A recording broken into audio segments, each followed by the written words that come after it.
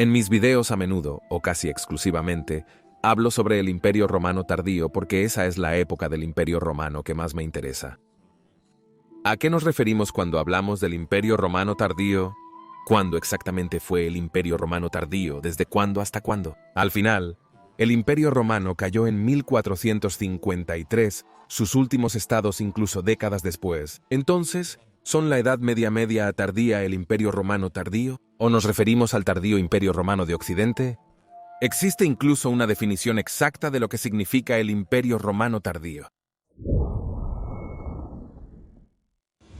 Las definiciones históricas, como puedes adivinar, no siempre son extremadamente precisas. ¿Cuándo podemos seguir hablando de un imperio? ¿El último imperio romano occidental realmente seguía siendo un imperio? ¿Y qué hay del imperio bizantino, como les gusta llamar a los historiadores al posterior imperio romano oriental? ¿Eso incluso cuenta como un imperio romano? ¿Ves que surgen problemas al definir un imperio romano tardío? Ese imperio debería, por definición, seguir siendo algo reconocible como romano y debería seguir siendo un imperio. El comienzo del Imperio Romano tardío se define normalmente para comenzar en algún momento después de la crisis del siglo III. Este periodo de gran caos e inestabilidad en el Imperio Romano, donde el Imperio Romano casi cayó, tiene mucho sentido tomarlo como el punto de partida para el término Imperio Romano tardío. La mayoría de las definiciones usan el año 284 después de Cristo como inicio. Fue en ese año cuando el emperador Diocleciano emitió sus famosas reformas para estabilizar el Imperio Romano. Para entonces, los 50 años de invasiones bárbaras continuas y guerras civiles habían llevado a un cambio cultural y militar bastante profundo en el imperio. Fue durante ese tiempo que las legiones comenzarían a transformarse del famoso sistema de legión y auxiliar del imperio temprano al sistema de comitatenses y limitán. Los auxiliares eran tropas que no estaban tan bien equipadas como las legiones y normalmente se reclutaban de las provincias, a menudo de tribus aliadas fuera de las fronteras. Sin embargo, en 211 después de Cristo, el emperador Caracalla promulgó una ley que otorgaría a todos los hombres libres del imperio un estatus igual. A partir de entonces, todos tendrían la ciudadanía romana. Antes de eso, solo los romanos italianos tenían esto. Por lo tanto, hasta este punto, las legiones tenían la ciudadanía romana, mientras que los auxiliares no. Este fue un cambio enorme. Por lo tanto, la distinción entre legiones y auxiliares ya no tenía sentido. Así surgió el sistema de comitatenses y limitane. Los comitatenses comprendían los ejércitos de campo móviles, bien equipados y bien entrenados, mientras que los limitane se reclutaban a menudo de las tribus fronterizas foederati, menos bien equipados y estacionarios para defender las vastas fronteras del imperio. Durante este tiempo, el equipo también comenzó a cambiar, desde el legionario que es famoso y se representa en prácticamente todas las películas de Hollywood sobre el Imperio Romano, hasta los comitatenses y limitanes romanos tardíos, que lucían bastante diferentes. Hablé en detalle sobre las diferencias entre las antiguas legiones y los nuevos comitatenses en estos dos videos aquí, pero no solo los soldados llevaban un equipo diferente después de la crisis del siglo III, y la organización militar era diferente, sino que la caballería ahora era mucho más importante. Gallienus fue el primero en crear un cuerpo de caballería dedicado, y el papel de la caballería generalmente era más pronunciado que en el imperio temprano, para poder lidiar de manera más efectiva con los invasores bárbaros. Aparte del ejército, hubo una enorme transformación cultural que tuvo lugar en ese tiempo. En primer lugar, muchas ciudades fueron abandonadas o transformadas debido a las numerosas guerras civiles o incursiones bárbaras. Por ejemplo, Paris Lutetia Parisiorum, como se le llamaba en aquel entonces, pasó de ser una ciudad próspera de quizás 20.000 habitantes en el siglo II a ser una ciudad semiabandonada, donde muchos de sus edificios estaban en ruinas y donde solo un núcleo interno fuertemente fortificado seguía habitado, que estaba mucho mejor preparado para defenderse contra posibles invasiones futuras. Eso afectó principalmente a las ciudades periféricas en provincias fronterizas, no tanto a Italia misma, pero durante estos tiempos de calamidades totales, el cristianismo comenzó a ganar más popularidad, y esto por supuesto llevó a la primera construcción abierta de iglesias, lo cual comprensiblemente tuvo un impacto en los paisajes urbanos del imperio. Muchos cultos nuevos también habían ganado popularidad, como el culto a Sul Invictus o a Mitras, pero entonces la figura del emperador mismo se había vuelto más autocrática. Se habían ido los días del principado donde el emperador era oficialmente el primero entre iguales del Senado. Diocleciano hizo esta transformación final. El emperador ahora era Dominus et Deus, y así el principado finalmente dio paso al dominado. El emperador ahora tenía aún más autoridad, y el Senado básicamente se redujo a un papel formal, y de tomar un papel activo en el gobierno de todo el Estado, solo a los alrededores de Roma. El emperador ahora a menudo incluso aparecía mucho más esplendoroso que antes, vestido con túnicas caras, y fue durante este tiempo también cuando el emperador comenzó a usar un diadema con perlas y gemas, en lugar de un tipo de corona de laurel más simple y modesta. Pero no solo la ropa del emperador cambió, sino también la ropa de los civiles regulares. Un romano después de la crisis del siglo III sería irreconocible para un romano de la Última República o del Primer Imperio. Tanto había tomado ya la influencia extranjera de la cultura romana. Hablé en detalle sobre la ropa del último imperio romano en este video aquí. Si eres un entusiasta de Roma como yo, es probable que, al ver este video, te interesen los anillos y accesorios romanos que la tienda SPQR está creando. Y ahora incluso puedes pedir el único y exclusivo anillo del canal Majorianus para honrar al gran emperador Majoriano a cuya memoria dediqué este canal.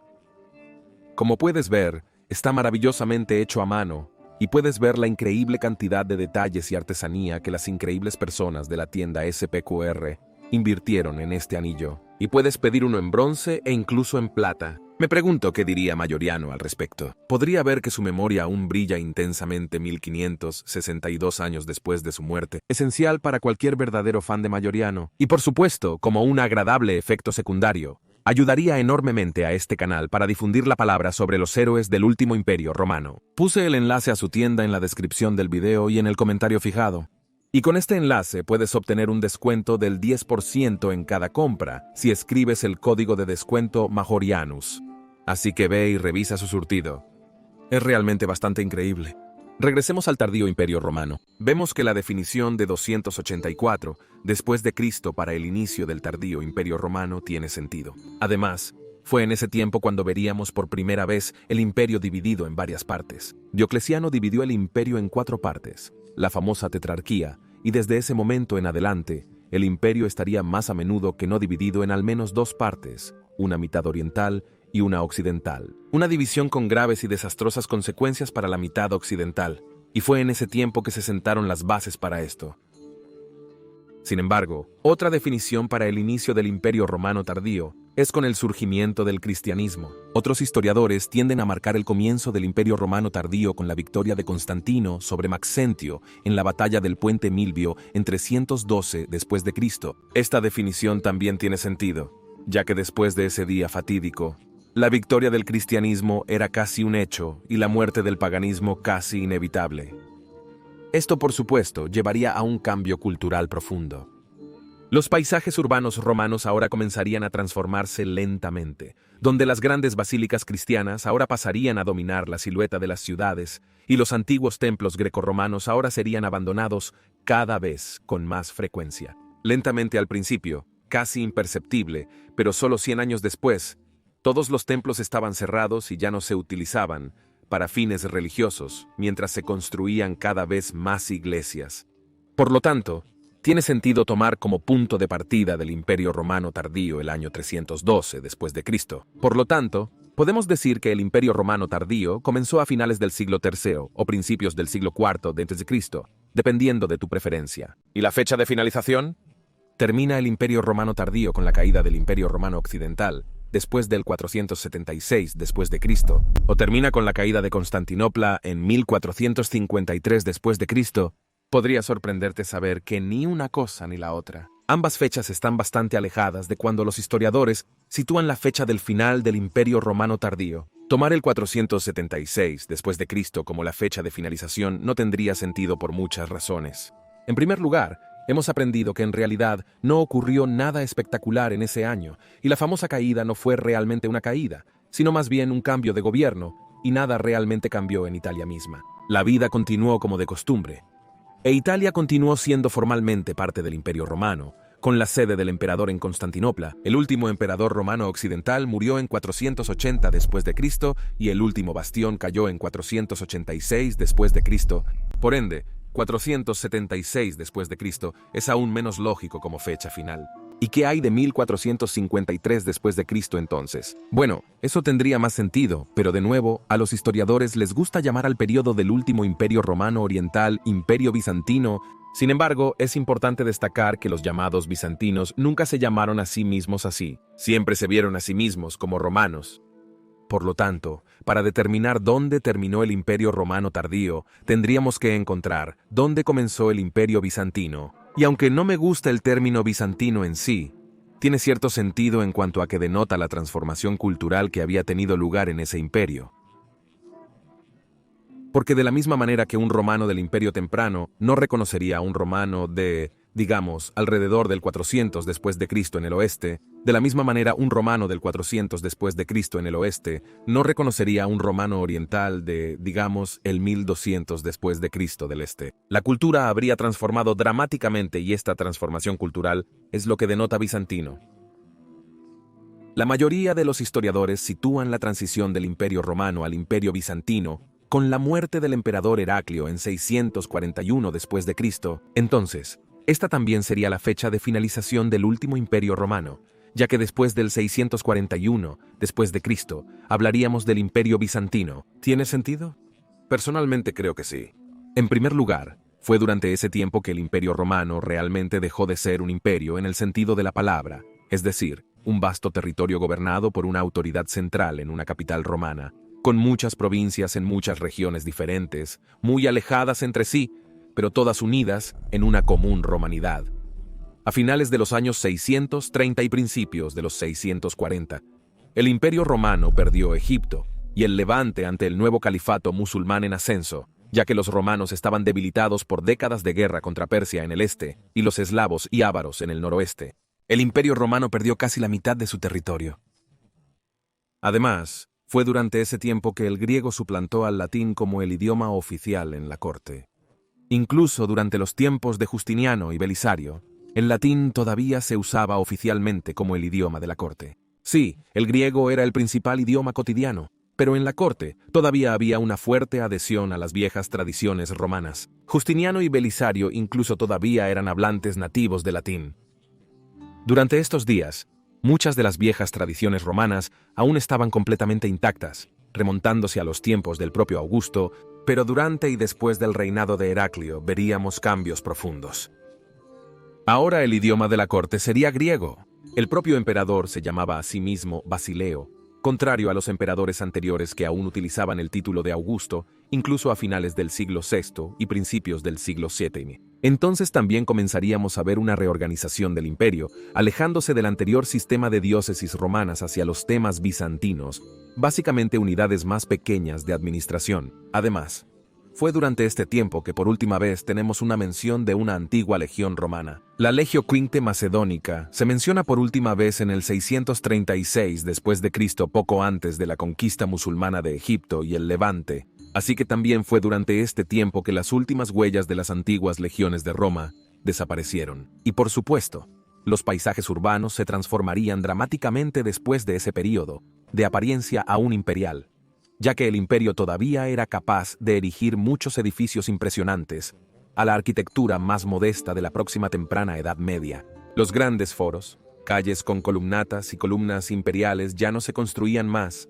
Muchas de las antiguas ciudades comenzaron a caer en ruinas, y sus piedras se utilizaron como material de construcción para erigir viviendas más nuevas y modestas. Incluso la propia Constantinopla comenzó a decaer severamente después del asedio de los ávaros en 626 después de Cristo, cuando los acueductos de la ciudad fueron parcialmente destruidos. Solo 100 años después, Constantinopla posiblemente solo tenía alrededor de 50.000 habitantes, solo el 10% de la población máxima, y la mayor parte de la ciudad fue abandonada y comenzó a caer en ruinas.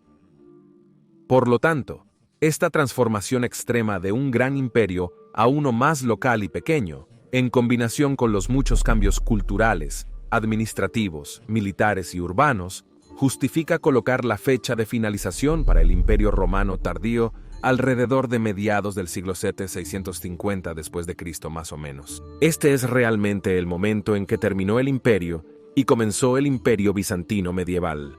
Por lo tanto, el Imperio Romano tardío sería el tiempo desde alrededor del 284 hasta el 312 después de Cristo como punto de partida, hasta alrededor de mediados del siglo VII, por lo tanto, un lapso de tiempo de unos 350 años. Así que la próxima vez que use el término Imperio Romano tardío, sabes exactamente de qué período de tiempo estoy hablando.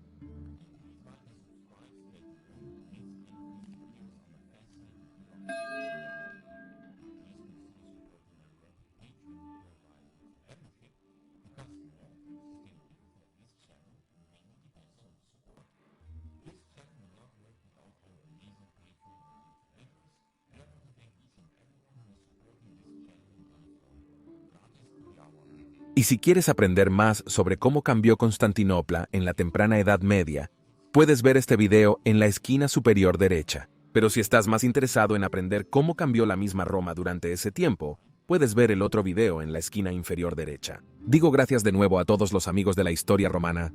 Gratias tibiago y benevalete.